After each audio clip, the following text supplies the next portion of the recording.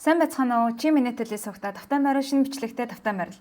Тэгэхээр энэ удаагийн дугаар дээрээ та нартай маш сонирхолтой нэгэн бичлэгийн хураангуйг хүрэхэд бэлэн болоод байна.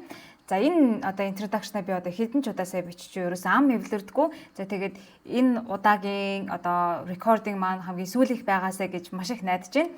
За тэгэхээр энэ бичлэг ер нь ямар юуны тухай бичлэг вэ гэхээр нэг сарын өмнө YouTube дээр Gubi and Dubi гэдэг нэртэй энэ суваг дээр нэгэн залуу өөрийнхөө маш өндөр эмчийн мэс засалчийн карьераа хайсан талаараа нэг юм бичлэг оруулсан. За энэ бичлэг бол орсон даруйда 3-7 хоногийн дотор 10 сая үзэлт буюу маш өндөр хандлтыг авсан ийм бичлэг болсон.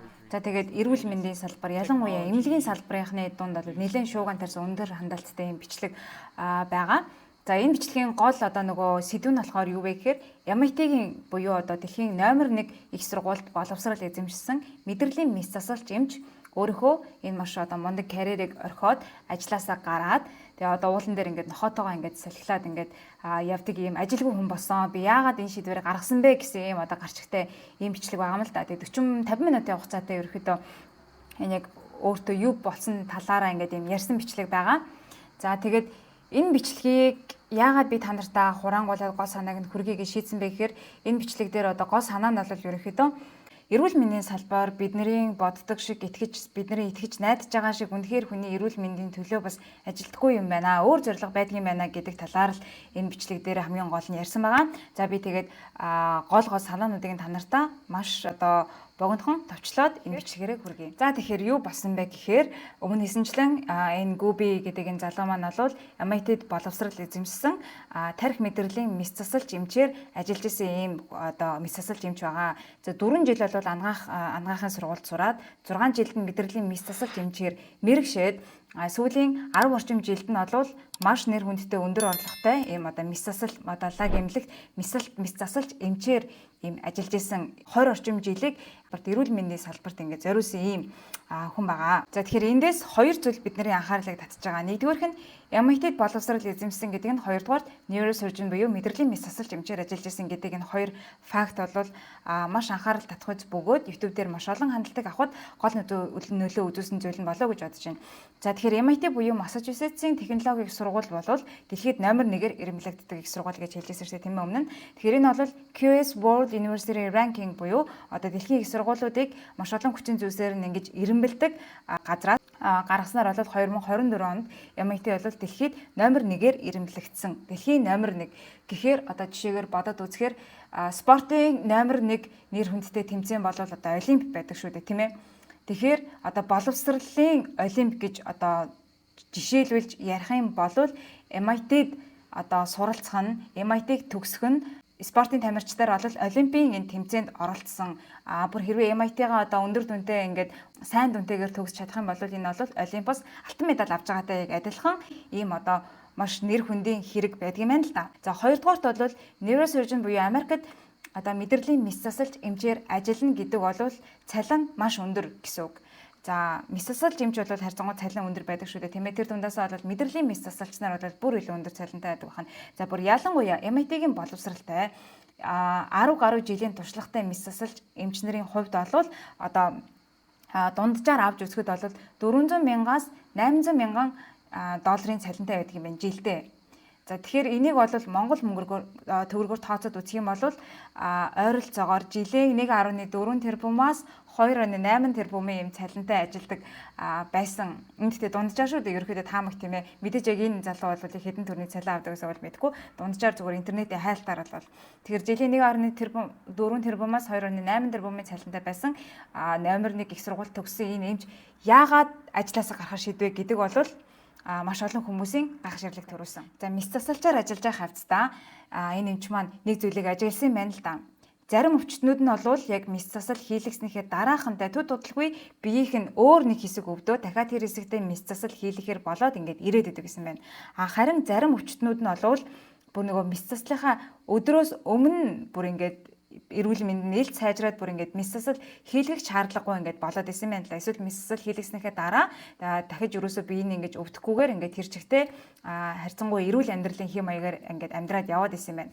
За тэгээд ингээд ажиглаад за юу н ингээд өөр байгаад байна тийм ээ. Би бол яг л ижилхэн мэс засал хийж байгаа тэр хүмүүсийн шинжилгээний хариун ч гэсэн ерөөхдөө ойролцоо байгаа хэрнээ юу одоо ийм ялгаа үүсгэхэд хүргээд байна гэд одоо нэг өвчтнүүдтэйгээ ярьж эхэлсэн байна л да. За та ер нь ямар хуу хоол иддэг вэ? Гэр бүлийнхэнтэйгээ хэр харилцаатай байдаг вэ? Тэ хэр их дасгал хөдөлгөөн хийдэг вэ гэх мэтчлэн амьдралын хэм маягийнхан талаар ингээд өвчтнүүдээс асуугаад ихэсэн байна. За тэгсэн чинь одоо нөгөө мэс засал хийлгэснийхээ дараа бие нь харьцангуй хурдан сайжраад эдгээ дахиж одоо нөгөө тэр гүби эмч дээр ирэхгүйгээр бие нь сайжраад явсан өвчтнүүдийн нийтлэг шин чанар нь юу байсан бэ гэхээр ерөөсөө нэг 6 ийм одоо эрүүл дадал зуршлыг байнгын өөртөө ингээд хэрэгжүүлээд явсан юм байна. За энийг бол дараа нь хэлнэ. Харин нөгөө байн эмч дээрээ ирээд ингээд дахиад биеийг нь өөр хэсэг нь өвдөөд эсвэл нөгөө одоо мэс засал хийлгэсэн одоо хэсэг нь одоо дахиж өвчлөөд ингээд байсан одоо өвчтнүүд болвол харьцангуй эрүүл бус амьдралын хэм маягаар ингээд хоолоод одоо амьдраад байгааг нь мань хүн олж л дээ. За тэгэнгүүт энэ 6 дадал зуршил юу байсан бэ гэхээр ерөөсөө бас маш энгийн бидний бүгднгийнх нь мэддэг эрүүл хооллолт. Энэ бол давс багтаа ургамлын гаралтай хоол хүнс иддэг. Дээрээс нь дасгал хөдөлгөөн хийдэг. Дасгал хөдөлгөөн гэхээр заавал ингээд фитнест ч болтой ингээд төмөр өгөөд багтаа биш. Ерөнхийдөө биеийн хувьд бол идэвхтэй байдаг. Өдөртөө ингээд 1 цаг ч юм уу те тодорхой хэмжээгээр ингээд алхдаг. Дээрээс нь одоо согтууруулгундаа тамхи болвол хэрэгэлдэггүй. Бас дээрэс нь одоо нийгмийн харилцаа сайтай буюу найз нөхөдтэйгөө одоо ойр дотнохонтойгоо ингэж юм өдөр тутмын юм харилцаа сайтай байдаг. За тэгэнгүүт сүүлийн хоёр нь болохоор нойроос авдаг буюу мэдээж 8 цагийн нойроо авдаг. Тэгээд стрессээ зохицуулж чаддаг. Одоо бясалгал хийдэгснөө, байгаль гардагснөө тийм ээ өөрийнхөө ингээд юм сэтгэл зүйн эрүүл мэндэ ингэж хаахраад авч явдаг. Тэгэхээр ийм л энгийн 6 дадал зуршлыг хэрэгжүүлээд байсан өвчтнүүдийн бие нь бол илт сайжраад байсан байна. За тэгээд эмч маань нэг зүйлийг ойлгож л дээ. Тэгэхээр өөрийнх нь хийгээд байгаа тэр мэс заслууд бол ерөөсөө одоо хүний биеийг нэг юм байшингаар зөөрлөх юм бол тэр байшингийн цоорхой дээврийг нь янзлахгүйгээр дотор нь байгаа одоо тэр муухай осон обойг ч юм уу, обойг нь шинжлэх юм уу, эсвэл одоо тэр эвдэрсэн байгаа тэр ханын зургийг сольж байгаатай адилхан ерөөсөө юм дотор заслагын ажлыг л хийгээд байгаа мэн гэдгийг ойлгож л дээ. Гэтэл яг үнэндээ тэр цоорхой дээврийг буюу тэр өвчтнийхөө өдөр тутмын амьдралын хэм маягийг нь өөрчлөхгүйгээр ямар ч мэс засал хийсэн, ямар ч одоо тэр нөгөө төрийн жишээгээр л тавилгыг нь сольсон тэр бол нөгөө цоорхой дээвэртэй байшин хэвээрэл байх буюу тэр өвчтөн болвол ямар нэгэн ингээд нэг юм өвчин завиртай хэвээрэл байх юм байна гэдгийг ойлгосон байгаа юм. За тэгээд мань хүн яаж хийсэн бэ гэхээр нөгөө өвчтнүүдтэй ингээд эдгээр 6 зөвлөгөөг ерөөсөө байнгын өгдөг болоод хийсэн гинэ. За ингээд тий ургамлын гаралтай хоол хүн сэтгүүлхүү хэрэглээ, давсаа багасгаа ингээд найз нөхдөдтэйгээ одоо илүү ойрхон тийм ээ ингээд нийгмийн харилцаагаа сайжруулах мэтчлэн тэгсэн чинь нөгөө хагалгааныхаа одоо цаг авсан байсан тэр одоо өвчтнүүд нь хүртэл хагалгаа хийлгэх шаардлагагүй болоод юм эрүүл мэнд нь ингээд илт сайжраад ирж байгааг харсан байна л да. За тэгээд эмч маань одоо ёс зүйн зөрчил юм өөртөө ингээд зөрчилдөд ихсэн байгаа юм. Яагаад тэгэхээр анх эмч болоход эмчийн тангараг өргөж явахдаа өвчтнийг өвчнөөс нь ангижруулна гэдэг тангараг өргөсөн боловч одоо өөрийнх нь хийж байгаа тэр мэс заслууд бол нөгөө цоорхой дээврийн дээвэртэй байшингийн тэр цоорхой дээврийг нь засахгүй одоо асуудлыг ингээд төр зүрийн байдлаар шийдвэрлээд яг юм гол жинхэнэ шийдлийг нь ингээд өвчтөнд олохгүй байгаагаа өөрөө ойлгосон учраас тэр ингээд ямар ч юм ажлаа үргэлжлүүлж хийх юм урам зориг ихтгэл өмнөмшил нь байхгүй болоод нэг хэсэгтээ сэтгэл санааны гүн хямралд орсон юм байна л да. За тэгээд маш их стресстэй жин нэмээд ерөөсөө би бүр хамгийн аз жаргалгүй хүн болсон гэж байгаа тухайн үедээ. Уг нь бол яг ингээд хараад үзэх юм бол маш өндөр цалинтай, маш одоо том нэр хүндтэй эмнэлэгт тийм ээ маш гоё хамт олонд маш нэр хүндийг хүлээсэн юм ажил хийгээд байдаг. Гэхдээ бүр ямар ч аз жаргалгүй ажил руугаа явхаас ч ингээд дургүй хүрээд нэг юм хэсэг хугацааг өнгөрөөсөн гэж байгаа юм. За тэгээд нэг жишээ авсан хэрвээ одоо яагаад бас ингэж стресссэн бэ гэхээр хэрвээ тэр эмч маань одоо ирж байгаа өөр дээр нь ирж байгаа өвчтөн бүр одоо гол 6 эрүүл амьдралын дадлыг ингээд хэвшүүлэх талаар зөвлөгөө өгөөд тань яг үнэндээ энэ мэс засал хийлгэх шаардлагагүй та энэ 6-ыг ингээд ийм хугацаанд ингэчих юм бол та ерөөсөө бүр дахиж эмнэлгээр чагаа хэрэггүй болно гэдэг ингээд үнэн бодит байдлыг нь хилээд ингээд мэс засал хийхгүй явуулаад байх юм бол тэр эмч тэр эмнэлэгт ямар ч орлого оруулахгүй болно тийм ээ. Тэгэхээр орлого оруулахгүй байгаа эмчийг тэр эмнэлэг бол байлгаад авах шаардлагагүй мэдээж тэгээд ажлаас нь халдаг ч юм уу те. Тэгэнгүүт тэр эмч маань ямар ч цалингуу олоод тэр эмчийн одоо тэр гүбигийн амьдралд нь бас ингээд нөлөөлөх гээд байгаа байхгүй юу. Тийм учраас ингээд энэ эмч маань бол тэгсэн байгаа юм л да. Энэ эмнэлгийн систем, эрүүл мэндийн систем бол ерөөсөө өвчтнүүдийг яг эдгэрэх талаас нь хандхаас илүүтэйгээр тэр өвчнийг нь арилгахаас илүүтэйгээр ерөөсөө байнгын үйлчлүүлэгчээ болгох буюу байнгын ингэж эмнэлэг дээр ирүүлж ингээд орлого олоход ингэж илүү төвлөрсөн ийм систем байдгийн байна гэдгийг бол энэ юмж өөр дээрээ ингээд ойлгосон байгаа юм. За тэгээд нэг хэсэгтээ өөртөөгөө тэмцэлтэйл нөгөө нэлээ стресстэй явж байгаад яалтчгүй их нэртэйгээ ингээд ярилцсан байна л да. Би ингээд ажиллаа ингээд маш үзэн ядж байна. Үнэхээр ингээд хийж чадахгүй байна те. Тэгээд ядаж ингээд би хагас цагаар болгохгүй болвол би бүр үнэхээр дотроос нь надад амар хэцүү байна гэд хэлсэн чинь эхнэр нь яагаад ингэж хийсэн бэ гэхээр нөгөө эхнэр нь ажил хийдэггүй яг одоо гүби бол өөрөө одоо гэр бүлийнхээ санхуг авч явдаг байсан гэсэн үг. Тэгээд эхнэр нь бүр одоо мастераар сурахаар төлөвлөж ирсэн байна л да. Тэгээд хэлсэн чинь эхнэр нь за чи үнэхээр ажиллаа ингээд үзэн ядаад байгаа бол ажилласаа гарчгаа те хойлоо ингээд одоо багахан хуримтлуулсан ингээд мөнгөөрөө хэсэгтээ ингээд дараагийн төлөвлөгөөгөө олдлоо ингээд амьдраад иж болно гэж хэлээд за тэгээд манай гүби маань за ерөөсөө тэгвэл ажилласаа гарыг шийдээд эмнэлэгтээ хэлээд дараагийн хүнээ олтол 9 сар би ингээд ажиллая гэж юу яагаад одоо тохиролцоо хийгээд тэгээд ажилласаа гарсан байгаа юм. Тэгээд ингээд 40 насныхаа босгон дээр ингээд энэ том карьераа орхиод тэгээд мань хүн яасан бэ гэхээр ерөөсөө нөгөө өвчтнүүдэд зөвлөжсэн зөвлөгөөнүүдээ өөртөө хэрэгжүүлээд яагаад тэгэхээр нөгөө стресс жисэн үедээ нэлээд жин нэмсэн байсан. Тэгээд өглөөдөө ингээд баг багаар гарч алхаад хөөхөдгөө нохотоогоо ингээд гурлаа байдаг гэсэн. Нохотоогоо бас ингээд нэлээд цаг хугацааг өнгөрөөгөөд байгаль руу одоо нөгөө уулан дээр яг бол амьдрдаггүй. Гэхдээ уул руу ингээд нэлээд одоо хайкинг хийдэг те алхдаг.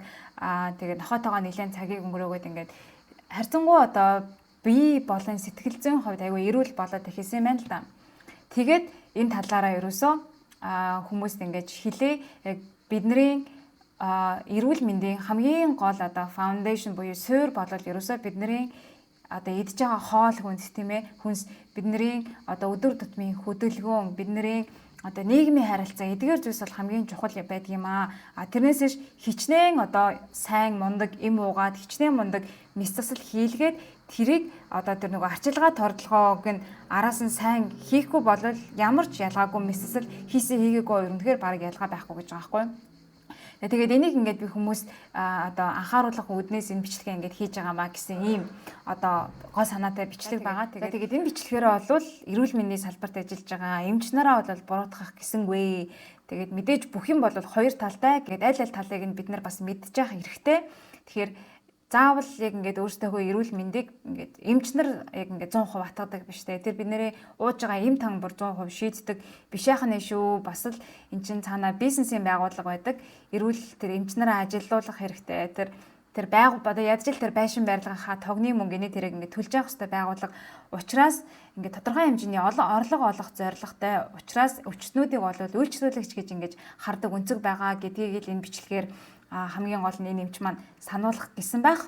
Тэгээ бид нар өөрсдөө эмнэлгээр нэг хэсэг явхад л ер нь энийг мэдрэгддэг штэ. Улсын эмнэлэг дээр очихоор өө чи бараг зүгээр эрүүл ань юундаа баашаалт ингээл нэг ч амар сүртэй эмчилгээ энэ төр хийлэхгүй те.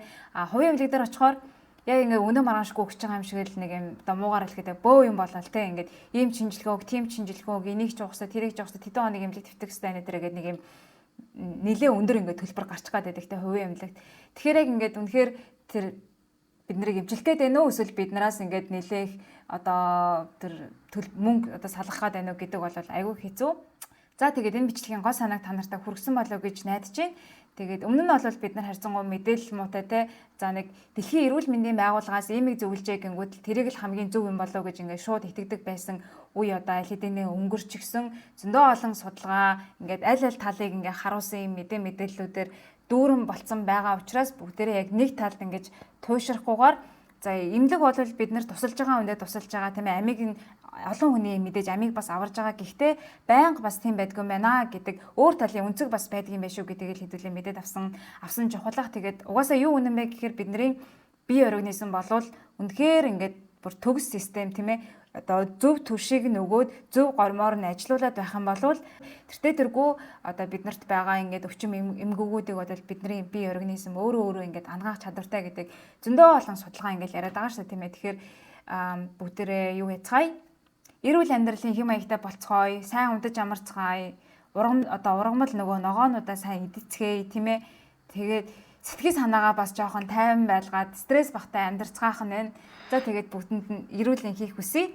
Энэ бичлэг дээр нурсан бол үнэхээр уучлаарай, би яриагаа цаашдаа сайжруулах гэж маш их хичээх болно. Тэгээд дараагийн бичлэгээр уулзлаа. Түр баяртай. Бичлэг маань таалагдсан бол subscribe дараарай.